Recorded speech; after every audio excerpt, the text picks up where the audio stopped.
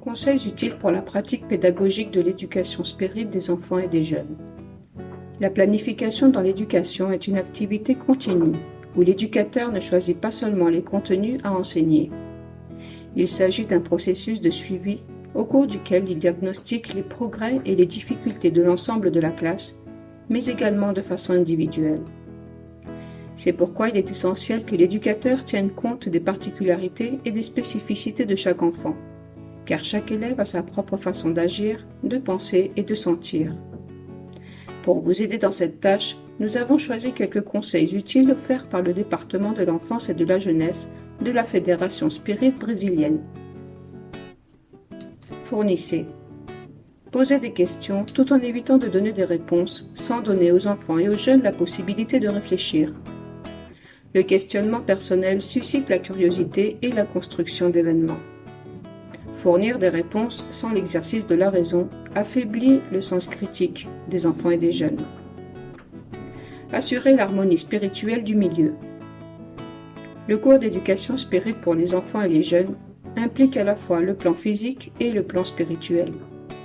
Il est essentiel de respecter les deux plans par un comportement cohérent avec les principes spirites. Communiquer. Communiquer en soulignant les actions positives, individuelles ou collectives, et si besoin est, des actions négatives en privé. La contrainte n'éduque pas, elle répudie. Lorsqu'il est nécessaire de parler à l'enfant ou au jeune à propos d'une difficulté évidente, faites-le de manière affectueuse, constructive et personnelle, afin de ne pas rendre ces difficultés évidentes et de trouver des moyens de l'aider à les surmonter. Communiquer en apprenant à écouter. L'éducateur est un apprenti privilégié des expériences et des connaissances partagées par les enfants et les jeunes. Ne gâcherons pas une occasion aussi précieuse. Éviter. Évitez de commencer le cours sans avoir préparé au préalable le matériel nécessaire au déroulement du cours.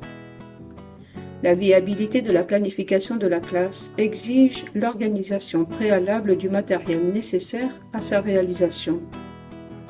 Les événements imprévus et le désespoir peuvent faire perdre un temps précieux dans la salle de classe de l'éducation spirite des enfants et des jeunes. Cherchez à vous connaître.